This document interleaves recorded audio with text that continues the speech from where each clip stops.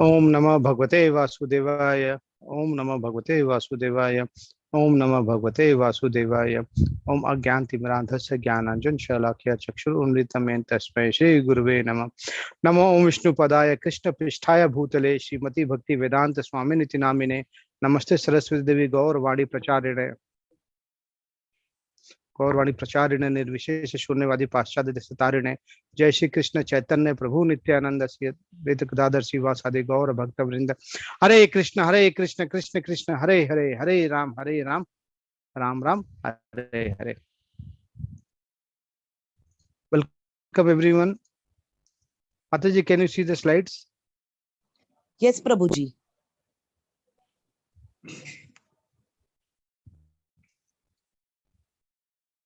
Today is our 15th day.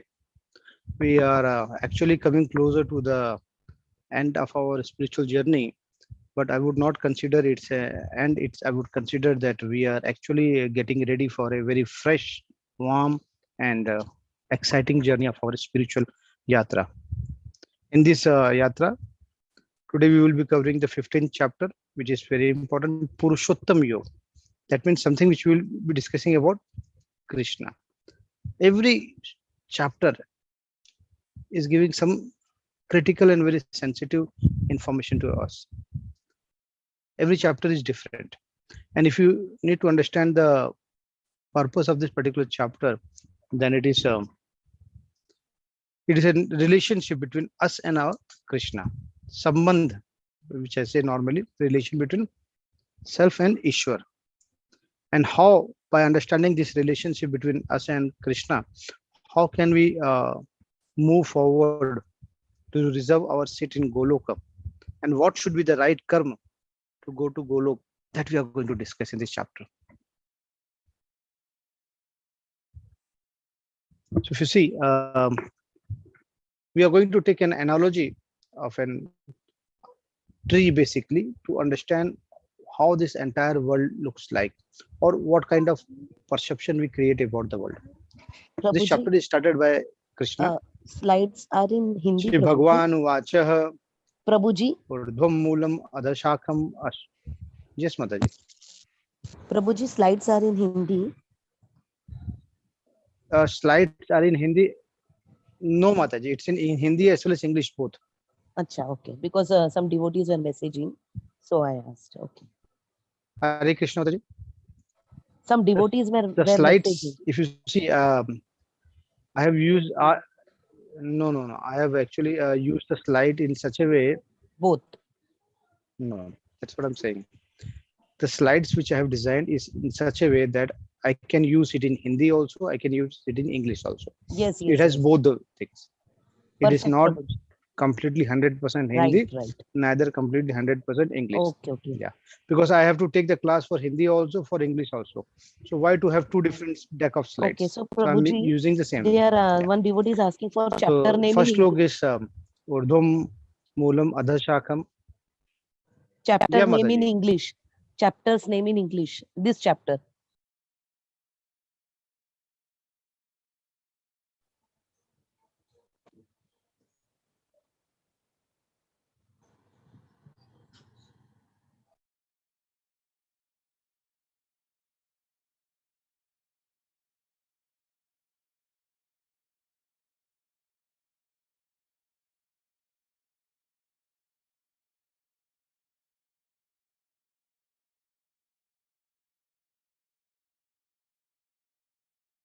Leave the class got disconnected.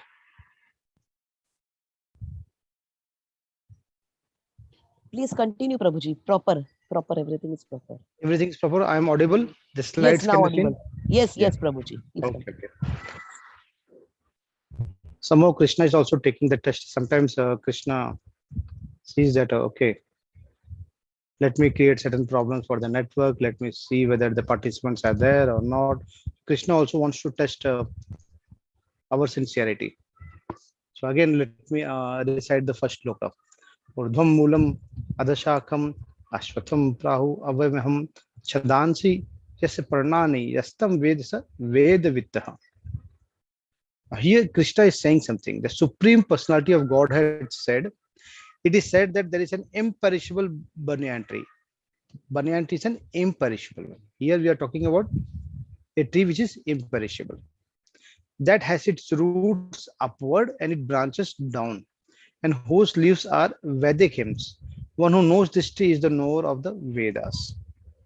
Now, have you ever thought of such a tree wherein the roots will go upwards and the branch will go downwards, and its leaf is a basically Ved? Have you ever heard about it? Now, Krishna is saying this is an imperishable banyan tree. That means it's eternal. It is eternal. Shashwat. The roots goes upwards and the leaf branches go downwards, and the leaves is nothing but source of Vedic hymns. So someone who knows this particular tree knows the entire Ved. Now let me tell you that this particular tree, which Krishna is referring here, it starts from Satyalok. It doesn't start in the Earth as a planet. It starts in Satyalok. From there it starts, and then it's spread in entire Brahmand, entire universe. So this tree starts from the Satyalok and spreads to the entire universe. Okay, let us see how. Now, Prabhupada is explaining that the bondage of this material world has been compared to the tree of Ashwath. So this is an analogy. Yeah? This is an analogy which Krishna is using. The bondage of this material world has been compared to the tree of Ashwath. For the person who is engaged in fruitful deeds, that means Sakam Karma, there is no end to this tree. He keeps moving from one branch to another and from one second to third. That means life and death. Someone who is involved in the Sakam Karma, someone who is involved in the fruitful deeds, he will always keep changing the body. He will always take birth and death, birth and death.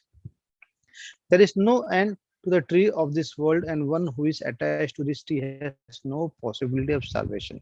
So, if you want to have salvation, if you want to have this mukti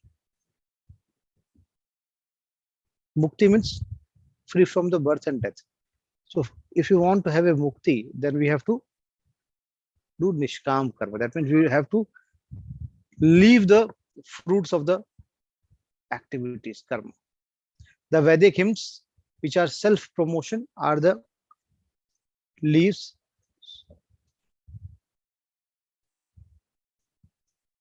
of this tree. The roots of this tree grow upwards because they start from the supreme world of this universe where Brahma is situated.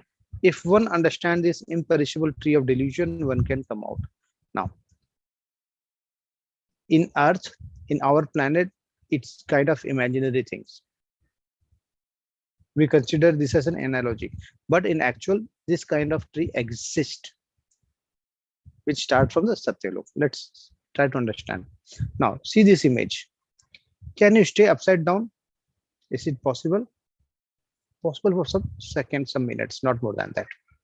But if you see this particular tree, if you see this particular tree at the banks of the river, where when there is a tree, you can see the image, the reflection of the tree in water. What it actually looks like, the reflection is as what has been discussed just now. If you see the reflection of the tree in the water or the banks of the river, the roots go up, right, and the branches go down. This is what we are. Since we have a completely opposite way of thinking, we are basically detached from Krishna. The purpose of Bhagavad Gita is to get attached with Krishna. But because of this material benefits, because of this material nature of the earth and the prakriti in nature, we are attached to materialistic benefits, not with the Krishna. So since we are thinking opposite, that's why we think everything is opposite, including this tree also. Now, when we talk of this Maya, Maya is what? Maya is actual shadow of spiritual world.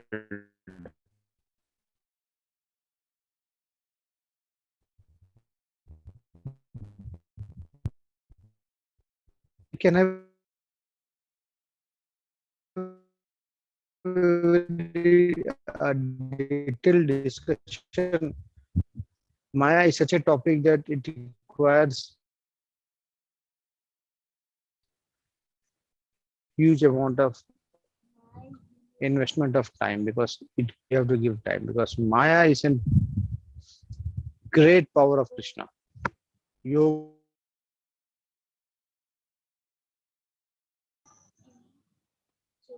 Prabhuji, voice is breaking.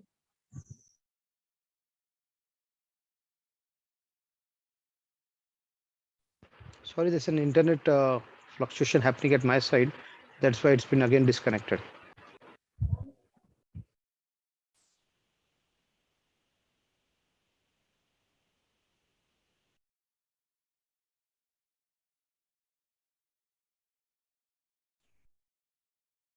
So we just discussed regarding the reflection of the tree into the water.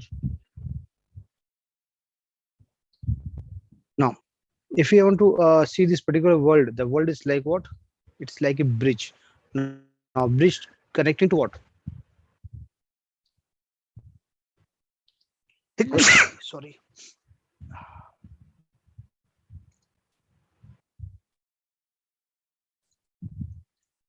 So, world is like what? A bridge. Bridge is connecting to the spiritual universe, a spiritual space wherein Krishna resides, and in material universe we resides. So, just see here is this Golok where Krishna is there. I'm just trying to explain you this entire image picture. This is Satyalok, and the roots. If you see the upper part of the Satyalok is nothing but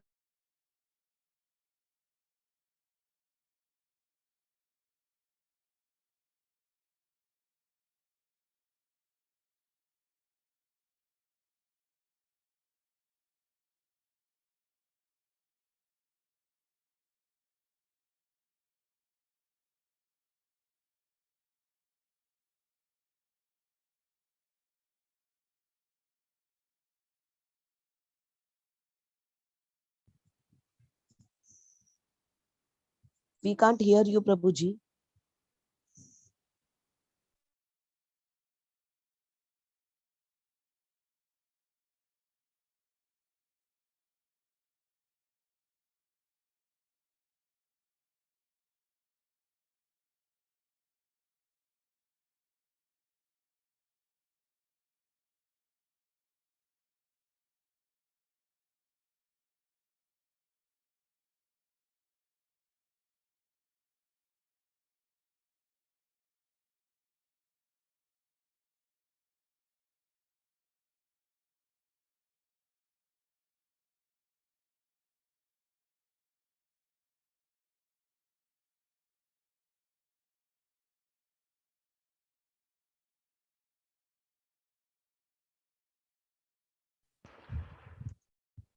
uh, I believe Krishna is also taking the test. There is a, I believe this is the third time the internet broke out. Let me connect with my mobile. The Wi-Fi is giving an issue.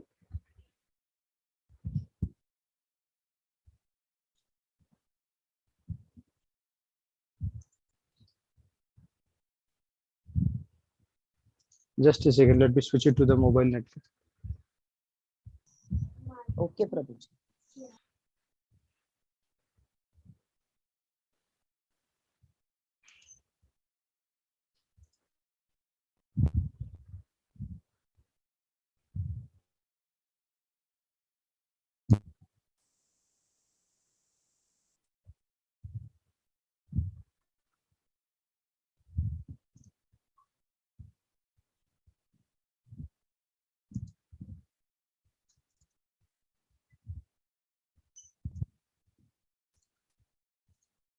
Mataji, is the screen visible? Yes, Prabhuji, it is visible now. Okay. So I was discussing that if you see the upper part of the tree is basically demigods, and as soon and when we go down, the degradation starts, and from demigods, human degradation like killing for someone for the material sense gratification, economic development, hunting, and further if we go, then the birth of animals are there, species which is can see. So from top to down approach, if we see, that means degradation is there, and all is because of desire of what materialistic benefits. If we think of Krishna, there is no degradation. This is what the actual purpose of this particular verse. Now what Krishna is saying, the branch of this tree extend downward and upward, nourished by the three modes of material nature. We discussed yesterday that what is the three material modes of nature: the sattvagun, rajagun, tamogun. Mode of goodness, mode of passion, and mode of ignorance. The twigs are the object of the senses. The tree also has roots going down, and these are bound to the fruity action of human society. Now, why the example of banyan tree is only taken? Why? You know that life of banyan tree is comparatively much higher than other trees, and the roots, if you see, the roots of this banyan tree are such that they can go from one city to another city. The roots are so strong, and it goes deep into the soil, and you can have connection between one city to another city. That's why the example of banana tree is been taken. If you see, we also are like banana tree only. If we compare this banana tree with us, we are also like banana tree because we are so sense gratified, that we are so attached, that we don't know what we are doing. We feel that if you are doing economic development, that's the fantastic thing. That is the purpose of life. That's the aim of life. We consider that aim as our purpose of life, which is not. That's not the goal of life. Everyone is looking for mukti, right? Everyone is looking for that. Everyone wants to get liberated. But do you know, is there a benefit in liberation? Biggest question. Is there any actual benefit in liberation? Because if you see, the Krishna devotees never think of liberation. The devotees of Krishna never thought of liberation. Devotees of Krishna always want devotional service so that they can serve the lotus feet of Krishna. And if you talk about mukti, liberation, everyone wants. You feel, just think of it. Just rewind some years of your life when you didn't had that much of money which you are having now.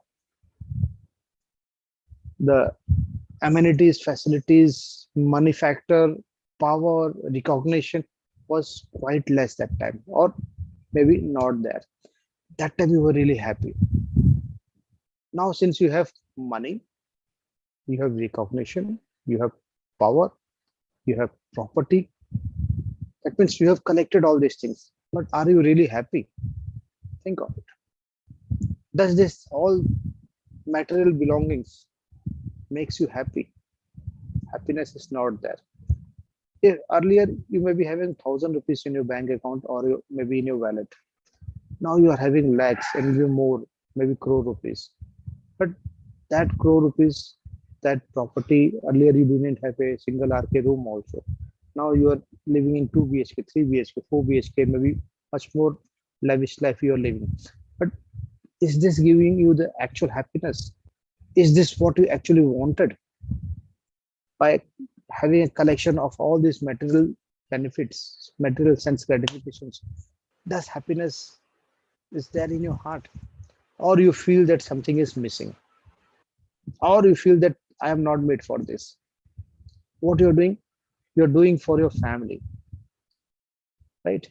You think that this collection of material benefits will help my family. They will be happy. Okay. They will be happy. But what about you as an individual? What about you as a person? Are you really happy? No, maybe not. Because happiness never lies in the material benefits. Happiness actually resides in devotional service. Because if you see, everyone is looking for liberation. School students, kids are looking for liberation from the books. Employee is they want to get liberated from the office work. Housewife wants to liberate from the kitchen work. Diseased person wants to get liberated from the disease. So everyone is trying to liberate, but are they actually getting liberated? No, because they are always in the material modes of nature. The three guns are always controlling them. This is how. And the roots of these three material modes of nature are so strong that only a devotional service, that bhakti yoga, can actually elevate from this. Or else the birth is also happening in the material modes of nature and the death also happens. And if we can't elevate ourselves into the devotional level, should the bhakt, pure devotee, then we are useless. What the third and fourth shloka says: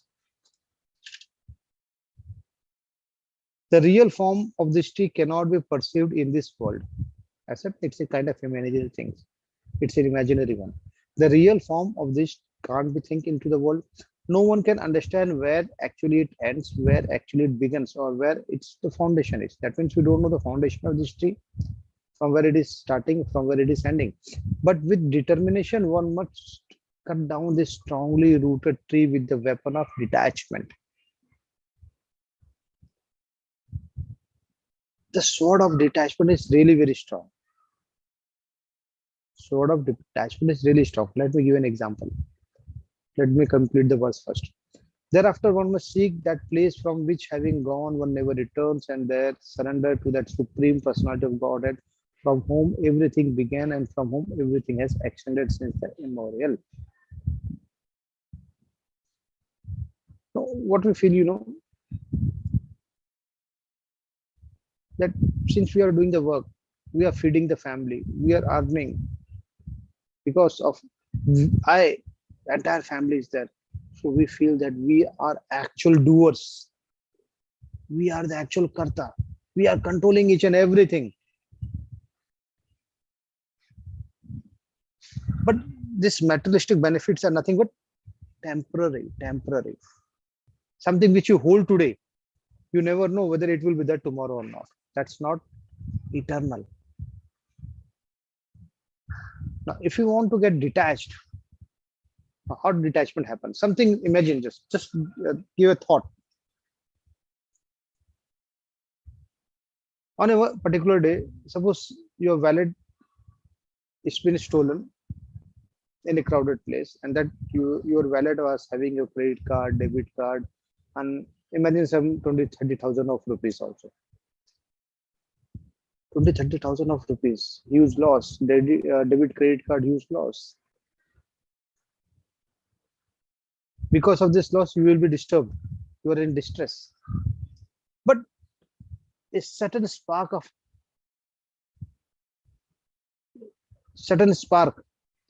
thought comes in your mind that okay, whatever happened has happened. What can I do? And with this spontaneous thought which is coming into your mind, you get relaxed. Or else you were in stress kind of situation. Are chala gaya, or I'm in loss. Kya karenge? My hard-earned money has gone. But this small spark of thought just came in your mind that what can you do more? It was supposed to go, it has gone. And with this second of thought, you become relaxed. If someone else trying to calm down you, you may not. But your own thought has calmed down yourself. This is nothing but detachment. If this detachment comes in you, then you can manage the entire universe because you are actually detached.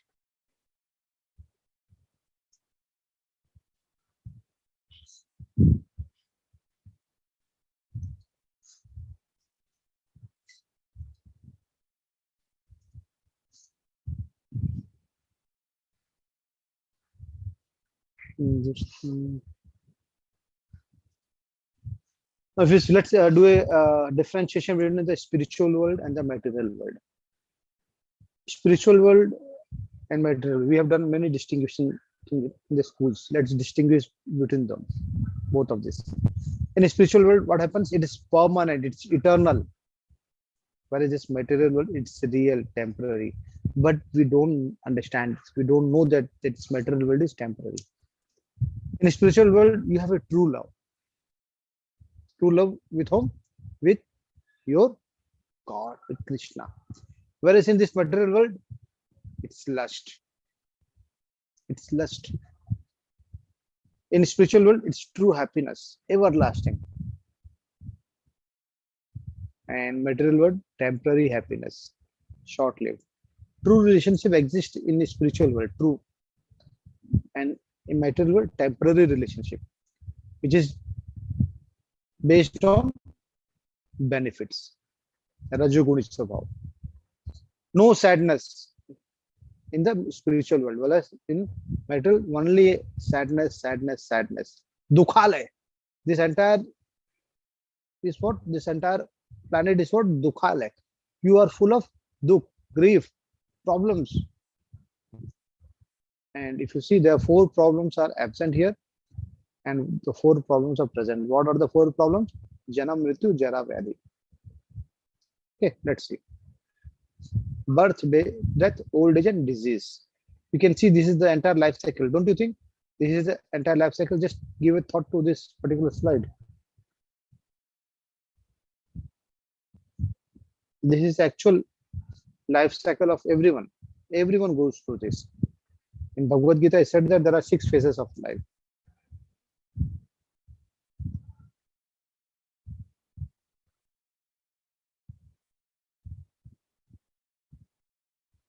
And what is the true association? The true association is with Lord Krishna. How beautiful this Radha and Krishna is. How beautiful.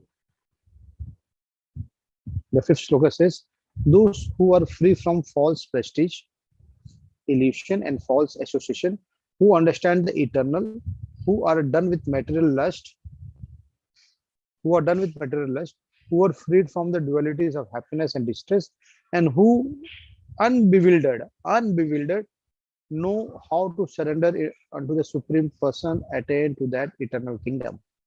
Now, this is how Krishna is telling that how we should go to eternal kingdom. Eternal kingdom is what? Golok, Vaikuntha Lok. Krishna is giving information that how should we go to Golok. For this, what we should do? We should leave the false prestige. We should be free from the illusion. False association, that means wrong association, chhod do. Do away with the material lust, free from the dualities of happiness and distress, unbewildered. And we should surrender Krishna with 100% faith. When we surrender, then only we can attain the Golok, eternal kingdom.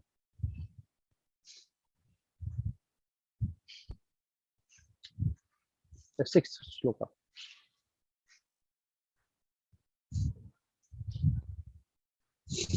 Very important sloka. न तत् भासते सूर्यो न शशंको न पावकः यत् गत्वा न निर्वन्तन्ते तत् धाम परमं मम. Now Krishna is telling more information about Golok. He's giving more information of his eternal kingdom. What is saying? The supreme abode of mind is not illuminated by the sun or moon, nor by the fire or the electricity. Those who reach it never return to this material world. That means the Krishna abode, Golok, where he resides, his residence, in that there is no sun and moon. There is no need of sun and moon because it is self-illuminated. It doesn't require sun and moon to illuminate. Like we see in our earth, we require sun and moon for illumination. But there it is self-illuminated. There is no fire, no electricity, not required. And those who reach the Golok, they don't need to come back. It's a one way of journey. As soon as you reach there, Krishna hold your hand. And when Krishna holds your hand, then you don't need anything else to be holded. Such a beautiful place this Golok is. Now let's try to understand living entity. Now, we are Ansh of the Paramatma, right? We are Ansh, we are part of it. Living entity, same in quality but not in quantity. Our quality remains the same because we are part of that. But from quality point of view, we can be same, but quantity different. We are like a drop of water, and whereas Krishna is a full ocean, so quantity differs. Krishna is Satchit Anand. Okay. Now let's talk about the seventh shloka. Krishna is saying, the living entities in this conditioned world are my eternal fragmented mental parts. That means we are the fragmental parts of Krishna. Fragmental parts of Krishna. Due to conditioned life, they are struggling very hard with the six senses, which include the mind. That's true. That's the real truth. What we are doing, we are basically struggling to satisfy our senses. We are busy in entire life for sense gratification. So whatever we are doing to fulfill the wishes of our senses. Five senses. You remember? Eyes, nose, skin, touch, tongue. These are the five senses. Plus the sixth is our mind. If mind controls us, then we are lost. We are useless people, useless creatures. We are. If we can control the mind, then nothing like it. We can do anything. That's what Krishna is saying. If we try to control the senses, then we will get deviate from the material bondings, and will start our connection with the supreme personality of Godhead. Now, what about, do you want me to take a class on mind control techniques? Although I have told you that there are slides which is available onto my YouTube channel, you can go and refer it. But if you want me to take a class on mind control technique, then after the 18 days of our journey, we can decide a particular day, and then we can have a mind control technique class. If you wish, please comment into the chat box. We can decide a very mutual day wherein we all can be available, but after the 18 days of the class. The living entity in the material world carries this different conception of life from one body to another, as the air carries aroma. Thus, it takes one kind of body and again puts it to take another. Very important. We already discussed this, that in the second chapter, that the soul changes body like we change dress, right? So this living entity, now we are also living entity. The tree, the aquatic animals, aquatic plants, they are all what? Living entity. Anything wherein there's a presence of Krishna, the presence of a soul, that is nothing but living entity. Living entity in the material world carries his different conception of life from one body to another. Traveling happens. We are a we are living a human life in this birth. Next birth we don't know what we will be. Whether we will be going to Krishna look, or whether we will take another life based on our karma.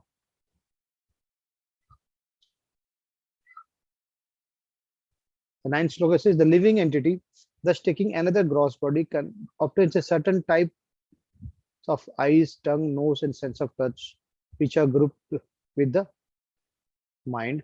It thus enjoy a particular set of sense object.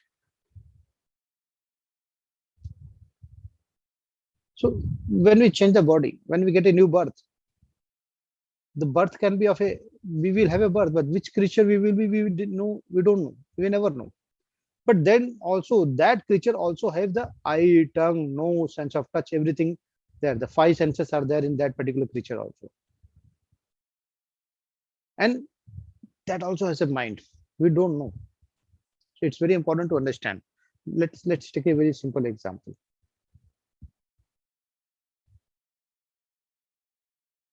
Every day we get up in the morning, every day we sleep, right? So what makes us excited to get up in the morning? Are we really excited in the morning? Oh, that it's 5 o'clock morning. Instead of saying good morning, we will say Hare Krishna. It's a 5 o'clock. Let's have an Aarti. Let's see the Aarti of Krishna. So we switch on the mobile and get connected to the temple so that we can have an online darshan of our Radha Krishna. So whether that passion is there or not, if we have this passion, then it's a really great passion. Then we can say that we are actually stepping into a new life, and wherein this our spiritual master is going to help us. If suppose we feel that, oh, another day, another morning, I have to go to office, I have to rush to catch the train, to catch the bus, that means we don't have the right level of energy and we are leading a wrong life. Then think of it. The 10th shloka, Krishna is saying, the foolish cannot understand how a living entity can quit his body, nor they can understand what sort of body he enjoys under the spell of the modes of nature. But one whose eyes are trained in the knowledge can see all this. That means someone who is really foolish, someone who is really attached with material bondage of the nature, doesn't know how a living entity will quit his body, nor they can understand what sort of body he enjoys under the spell of modes of nature. So when he's leaving his body, you don't know what is happening. And you also don't know that he is under the control of which particular material modes of nature, whether he's in tamogun, rajogun, satogun, he never knows. Again, someone who is illuminated by the knowledge, his eyes can see all this. He can realize what is happening. So someone who knows this, he is always already in the level of knowledge that he has. Then at the time of the death also, he will not be in grief. He will not be thinking of about money, property, material benefits. He will think of Hare Krishna, because that's the ultimate goal of life. But for that, he needs to have a proper knowledge. Just by listening doesn't help you. You need to you need to take this knowledge, engrave yourself in this. Like if you see this particular man, his car broke down. He's not an expert, but someone who's an expert, who knows this, who has knowledge, his eyes are open. He can immediately find out the problems and resolve it. The endeavoring transcendentalists who are situated in self-realization can see all this clearly, but those whose minds are not developed and those who are not situated in self-realization cannot see what is taking place, though they may try. Someone who knows self-realization, someone who knows that what is the purpose of life. When I say self-realization, that means it's as simple as this. If I am a human being, I have got the birth, my age is 43 years, then I should know what is the purpose of my life. Why Krishna has given me a birth? What was the purpose? Why? What is the aim of my life? Whether I'm leading the right mode of life, whether I'm doing right things, or if I'm doing wrong things, then how could I correct it? If I know all this, then I can say that I know what is the purpose of self-realization. So someone who is already is situated in the self-realization, he can very clearly see all this. He can clearly see. But those whose minds are not developed, they don't know what is self-realization. They cannot see. They may try also, but then also cannot see, because they are governed by the material modes and they are very much attached by the material benefits.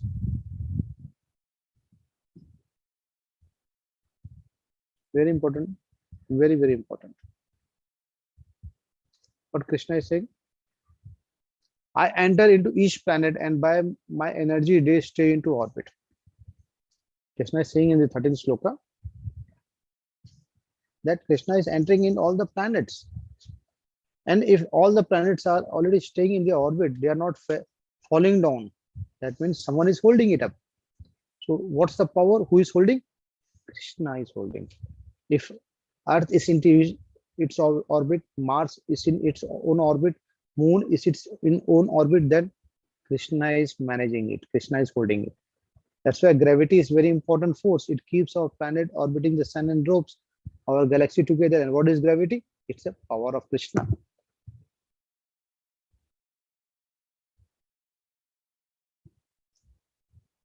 Have you ever thought why Earth is not falling down? Why all the planets are revolving in their own orbit? Who is holding it up? There is a power, right? Some force is there which you can't see, which you can't understand. That force is nothing but force of Krishna. Not only this, another level of thinking has to be there. Another level. Krishna is saying, very important, just try to understand. Krishna is saying what? Aham Vaishn Aham Vaishnaro Bhutana Bhutva Praninam Deham Ashrita Pran Apana Samayuktam Pachami Anna Chatuvidham. That means Krishna is saying, not only I'm holding the entire planet with your in their own orbits, I am the fire of digestion in the body of all living entities, and I join with the air of life outgoing and incoming to digest the four kinds of foodstuffs. Four kinds of foodstuffs. Krishna is saying, right? But Krishna is saying, something which you are eating from your mouth, it goes into the stomach. Digestive juices are there for digestion, then it goes into the intestine, and then it's been removed from the rectum anus. So all this process is automatic. There is no programming done by human being. That program is done by Krishna. So this fire of digestion, to digest the food which you have consumed, it requires fire. In our stomach, there is fire. And suppose the fire, if gets low, then our digestion becomes weak. Then we go and visit the doctor and say that, oh, doctor, bhook nahi lagta hai. Why? Because the fire of digestion is become weak. And who controls that fire? Who controls this entire operations? Who programmed all this? It's Krishna. Krishna takes care of all this. I am seated in everyone's heart, and from me comes remembrance, knowledge, and forgetfulness. By all the Vedas, I am to be known. Indeed, I am the compiler of Vedanta, and I am the knower of Vedas. Krishna is very clear on this. Krishna is giving such a great information that we should actually get illuminated by this knowledge. Krishna is saying, I am seated in everyone's heart. I am there in you. And from me comes the remembrance. Because of me, you have the power of remembering. You have the power of knowledge. And at the same time, you have the power of forgetfulness. Because when you remember, that is a great power. But forgetfulness is also a great power. Because if you remember everything and you didn't forget anything, then it will be a problem. Like you see in computer, there is a cache memory which you need to clear every time. That cache memory is nothing but a forgetfulness. By all the Vedas, I am to be known, because the purpose of Ved is to know Krishna only. If you know Vedas, that means you should know Krishna. That's the real purpose, or else you have not understood Veda in the right form. I am the compiler of Vedanta, and I am the knower of the Vedas.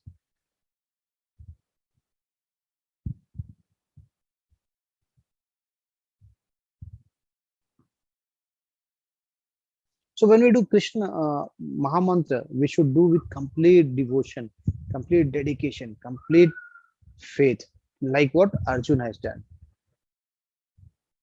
We should never be having negative feelings in ourselves, because if Krishna is there, that means when Krishna is residing in our heart, and there should be no space for negativity.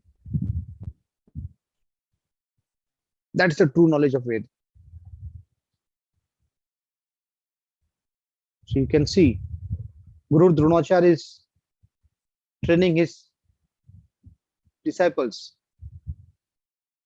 in the archery. And what they are doing?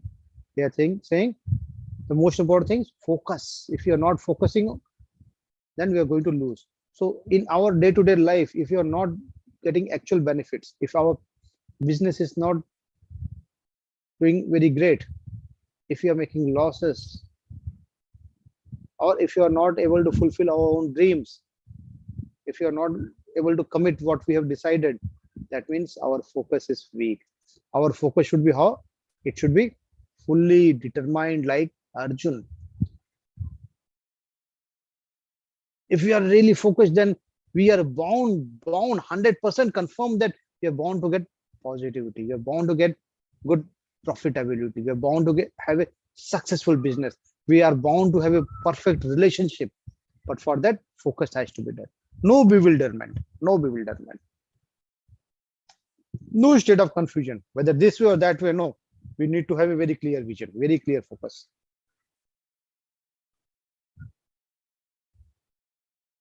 Krishna is saying there are two classes of beings. There are two classes of beings, the fallible and the infallible. Fallible is something which goes away in time. The life ends. Infallible is achyut, avinashi, never ends. In the material world, every living entity is fallible. And in the spiritual world, every living entity is called infallible. You know, compared to the spiritual universe, the material universe is very small, very small. We feel this material universe is really great, big. No, spiritual universe is many fold bigger than this material universe. So you can have a thinking that what will do the population in the universe, spiritual universe. Krishna take care of the population. There is no overpopulation there. Everything is properly programmed by Krishna. There is no bugs coming in Krishna programming. So fallible resides into this material world, and infallible resides into Krishna's world.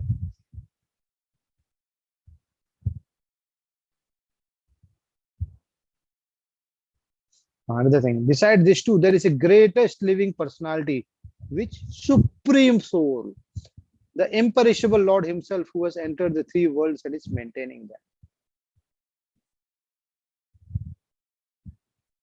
So if anyone asks you what is the actual address of your Paramatma or Parmeshwar or Krishna, you can very well say Krishna resides in my heart also and in Golok also. So wherever Krishna is there, it's a Golok. So if Krishna is residing in your heart, why not you make your heart as a Golok, pure form, no negativity for anyone. If your heart becomes so pure,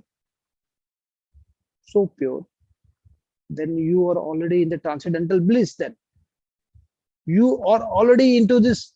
Maybe you are fallible from a body point of view, but your soul is liberated then. So beside this two, there is greatest living personality, that is Supreme Soul, the imperishable Lord himself, who has entered the three worlds and is maintaining them. Who is the maintainer of the world? Supreme personality of Godhead. Because I am transcendental beyond both the fallible and infallible, and because I am celebrated both in the world and in the Vedas as a supreme person. Krishna is saying, I am beyond this fallible and infallible one. I am the transcendental. Therefore, I am celebrated both in this world and in the Vedas as a supreme person. So who is the supreme person? See, you can see this particular image. All the demigods, all the demigods are, they are doing what? They are doing what? They are praising Krishna. They are worshipping Krishna. So demigods are many, many demigods, but God is only one, and that is no one else than Krishna. If you need to know more about Krishna, there are two more things to be done. You can read the Krishna book, and at the same time, you can hear about Bhagavatam. Bhagavatam happens twice a day. There is an twice a day class going on, 1 hour class, 8 a.m. in the morning and 7 p.m. in the morning, which is taken by Gauri Shyam Prabhu. Attend it. 8 a.m. in the morning is in English, 7 p.m. in the evening is Hindi. When you will listen Bhagavatam, your all kinds of doubts will automatically get evaporated, gone away, vanish. So you can see all the demigods worship him only, because he is the supreme personality of Godhead. Everyone thinks of Krishna. If there is any problem, they always remember about Krishna. 19th sloka says, whoever knows me is the supreme personality of Godhead without doubting is the knower of everything. He therefore engage himself in full devotional service to me, O son of Bharat. Krishna is saying that someone who knows that Krishna is supreme, Krishna is the actual supreme personality of Godhead, then he is the actual knower of everything. He knows everything because he knows me. If someone knows me as a supreme personality of Godhead, that he doesn't need to know anything else because he knows me. And he therefore engages himself in full devotional service to me.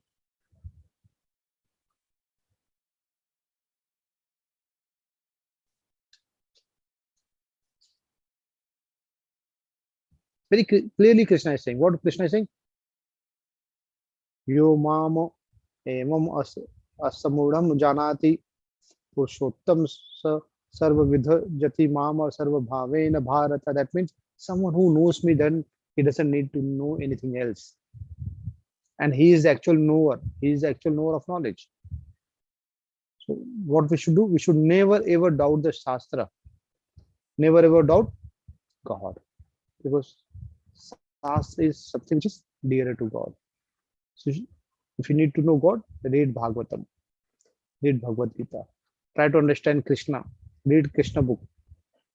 What Prabhupada said, if one studies the Vedas without finding the goal of Vedas, Krishna, he simply wastes his valuable time. Very true. Very true. Kala akshar bhaish barabar. You have heard this word, right? If you're reading a book wherein certain words, alphabets are there, then it's book only. But until unless you know what's the purpose of reading the book, without purpose of reading, that is waste of time. So if someone is reading the purpose, sorry, if someone is reading Ved, then he should know what is the purpose of Veda. Purpose of Veda is very simple, to know Krishna, to know God. That's the goal of Veda. While reading, while studying, then he reads, or else he's simply wasting his valuable time. The 20th sloka says, very important sloka, very important sloka. Iti guhutam shastram idam uktamam maya anag etam buddhatva buddhiman syat kritah cha bharata. Krishna is saying, this is the most confidential part of this Vedic scripture. O sinless one, O sinless Arjun, and it is disclosed now by me. Whoever understands this will become wise, and his endeavors will know perfection. Bhagavad Gita is what? Whenever you purchase a particular product or whenever we hire any services, what we get is service manual or a product manual. That product manual talks about what? The product manual gives the details of the product, how to use the product. In case of problem, how to resolve the problem, whom to contact. That is the product manual, right? Now, don't you think this entire body, a 43-year-old person sitting and talking about Krishna, I am a product? Or don't you think you are also a product? We are the product of God, right? We are also a product. So don't we have a manual? Since we are also a product, we should also having a manual. And that manual should tell us how to live the life. In case of problems, what should we do?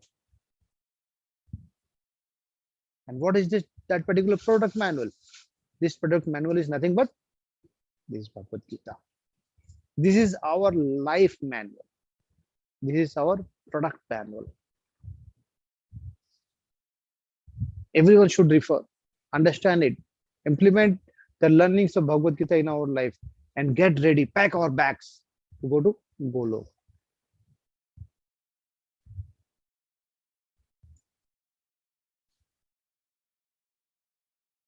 So whatever we think that this is my property, but we actually forget that the property belongs to Krishna only. If you say someone that you are a fool, he may get angry on us. He can say, How dare you can say me fool?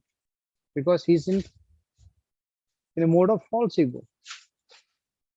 Whereas if you say someone who is above this false ego, he can say, Krishna has left me. Krishna is not with me. That's why I'm a fool.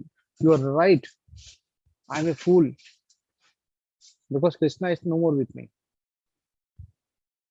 Someone who is having a lot of amount of money, he says, I am super talented. I have the talent. That's why I'm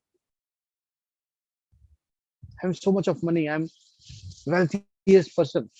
But someone who is free of bewilderment, he will say, oh, whatever I have is because of Krishna, because of the grace of Krishna. What is the true relation? True relation is with the God. But in false relation in this material world, what do you think? My wife, my kid, my father, my mother, my uncle, my auntie, my. They are talking about my only. The true relation is with the God. So with this, we completed today's chapter.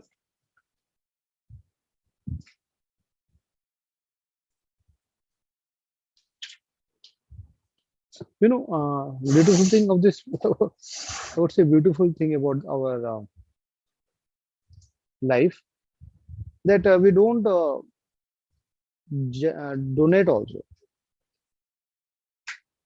If you have a 10 rupees or 50 rupees or 100 rupees note, and the note is been torn, the note is not in good quality, the ruined one, then only we give it to the temple. And we feel, oh, I have donated. Useless donation. And this kind of donation has happened during the note bandi. A 1,000 rupees note was not working. Since people know that it is useless now, no more use of them, then they donated to the temple. Wow. We should donate something which is very valuable to us. Then only it will be valuable to the God. Something which is not valuable to us, why we think that God will value it?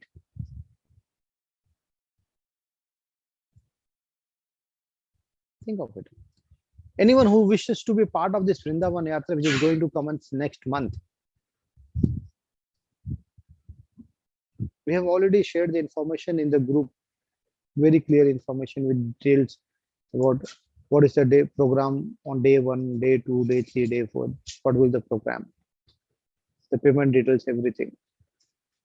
Anyone who feels that he needs more clarity or something is not been properly understood by him or her, please feel free to discuss. If you will be part of our Vrindavan Yatra, nothing like it. Association of devotees is really awesome.